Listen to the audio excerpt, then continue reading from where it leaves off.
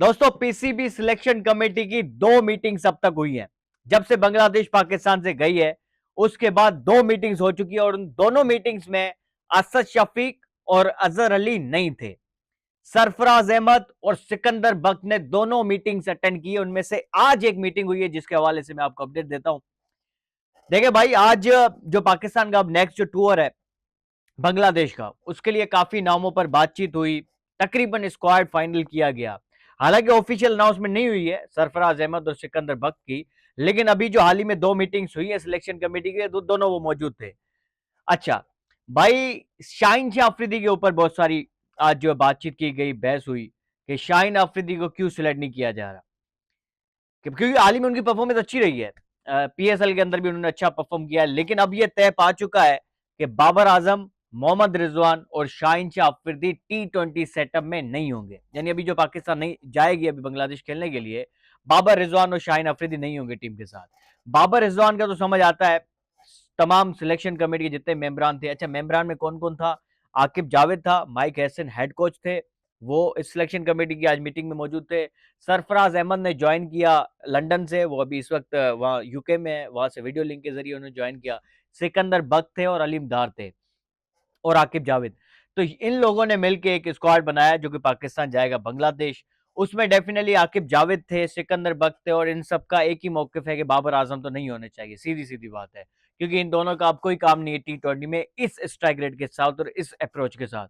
लेकिन जब बहस आई शाहीन शाह अफरीदी के ऊपर कि भाई इनका तो हाल ही में बड़ा अच्छा एक पीएसएल गया है, इन्होंने हाईएस्ट विकेट टेकर रहा है पीएसएल का, इनकी तो जगह बननी है। लेकिन फिर जो कुछ चीजें सामने आई, कुछ आकिब जावेद ने शेयर की, कुछ सिकंदर बख्त ने शेयर की, और कुछ वहां पे दीगर मेंबरान मौजूद थे जो एनालिस्ट होते हैं, जो मैनेजर्स होते हैं। उन्होंने कहा भाई शाहीन शाह अफरीदी का जो एटीट्यूड है, जो बर्ताव है, जो बिहेवियर है, वो टीम में अच्छा नहीं है, जिसकी वजह से पहले भी इनको टीम से बाहर किया गया और अब भी बांग्लादेश टूर के लिए शाहीन शाह अफरीदी को सिर्फ और सिर्फ उनके बिहेवियर की वजह से टीम से बाहर किया जा रहा है, परफॉर्मेंस की बिना पर नहीं किया जा रहा। बाबर रिजवान तो अपनी परफॉर्मेंस की वजह से बाहर जा रहे हैं, शाहीन शाह अफरीदी अपने रूडनेस की वजह से, अपने एटीट्यूड, खराब एटीट्यूड की वजह से टीम से बाहर हुए हैं। अब बांग्लादेश के खिलाफ जो सीरीज है पाकिस्तान की, उसके लिए शाहीन शाह अफरीदी टीम में नहीं होंगे।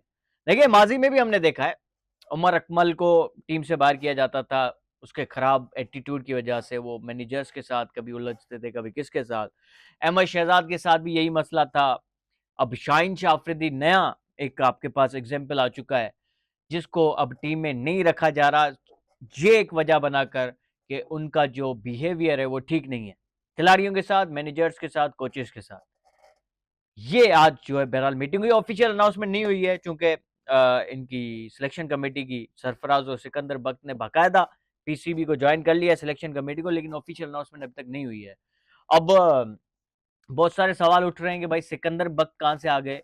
ये तो एक क्रिकेट एनालिस्ट है, इनका तो कोई कोई खास, कोई माजी में कोई एक्सपीरियंस नहीं है सिलेक्शन का, ना ही किसी चीज में। तो इनको कहाँ से लेके आए आप? तो ये सवाल जेन्युइन भी है। देखिए, हाँ, कल कोई कोई और टीवी पे बैठ के आपके ऊपर तनकीद करे, आप उनको भी सिस्टम का हिस्सा बना डालोगे? मतलब कि कोई भी बैठ के टीवी पे अगर तनकीद करेगा पीसीबी के ऊपर, तो आप उनको जो है जॉब दे दोगे, आप उसको सिलेक्शन में लेके आओगे, उनको कोच बनाओ। ये तो एक तरीका नहीं है ना, ये तो एक प्रोसेस तो नहीं होना चाहिए। तो बिल्कुल सवाल उठने चाहिए कि सिकंदर बख्त आउट ऑफ द वे कहाँ से आ गए? या तो उनका एक प्रॉपर एक बैकग्राउंड हो, उनकी प्रॉपर एक वो जो आजकल कोर्सेज हो रहे हैं कोचिंग के, सिलेक्शन की मुख्तलिफ चीज़ों में वो इन्वॉल्व हो कम से कम। उसका काम ये है कि भाई वो मोबाइल निकालता है, वीडियोस बनाता है, वो जियो पे बैठता है, वो तनकीद करता है, ये काम है। उसके अलावा उसको कोई पता नहीं है। वो क्या नेशनल परफॉर्मेंस सेंटर जाता होगा, वो क्या किसी ग्राउंड्स में जाता होगा बच्चों को देखने के लिए कि कौन कितना टैलेंटेड है? कुछ भी नहीं है। उसको बस कंटेंट चाहिए, कंटेंट मिलता होगा, उसके ऊपर वो बात करता है। इस बेस के ऊपर उनको सिलेक्शन कमेटी का हिस्सा बनाना मुझे तो समझ नहीं आ रहा। अगर किसी को समझ आ रहा है तो वेलकम, और अगर इससे कुछ अच्छा होता है पाकिस्तान क्रिकेट के लिए तो वो भी अच्छी बात है। लेकिन एक प्रॉपर कोई प्रोसेस होना, जैसे सरफराज अहमद है, उन्होंने बहुत सारी काविशें की है, वो सिस्टम का हिस्सा है पिछले 2-3 सालों से, वो मेंटोर बने, फिर वो यूथ के लिए भी काम करते रहे। अच्छा, असद शफीक और अजहर अली को बाकायदा जो एक्सक्लूड कर दिया गया है और असद शफीक को भेज दिया गया है नेशनल हाई परफॉर्मेंस सेंटर जो विमेंस का है कराची में।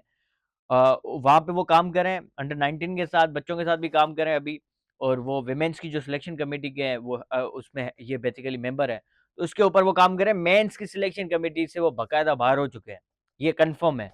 अजहर अली को यूथ डेवलपमेंट इनिशिएटिव्स जो पीसीबी के हैं उनका हेड बनाया गया है, वो देख रहे हैं अब। तो ये बाकायदा दोनों जो सिलेक्शन कमेटी मेंबर्स है उन्होंने बिल्कुल ही हाथ निकाल दिया, उनको बाकायदा बाहर कर दिया गया है। अब सरफराज अहमद और सिकंदर बख्त ने 2 मीटिंग्स अटेंड की हैं। सिकंदर बख्त ने तो इन पर्सन जाके फिजिकली अटेंड किया है। सरफराज अहमद ने दोनों मीटिंग्स में वो जो है ऑनलाइन ज्वाइन किया था बाय वीडियो लिंक।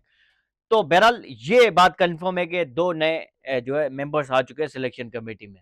अब माइक हैसन कहते हैं कि भाई कैप्टन भी एक ही होना चाहिए उनका व्हाइट बॉल का, चाहे वो ओडीआई का एक हो, मतलब ओडीआई टी20 का एक ही होना चाहिए। अब सलमान अली आगा के ऊपर बात चल रही है कि उनको कैप्टन बनाया जाएगा।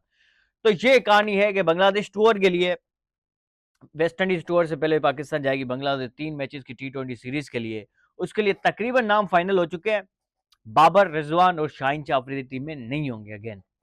अब 1-2 नाम ही होंगे, या अब्बास अफरीदी टीम में देखते हैं कि होंगे या नहीं होंगे, या जो इंजर्ड हो गए मोहम्मद वसीम जूनियर वो वापस आते हैं नहीं आते। तो इन 2-3 नामों पे होगी, बाकी तो वही टीम होगी।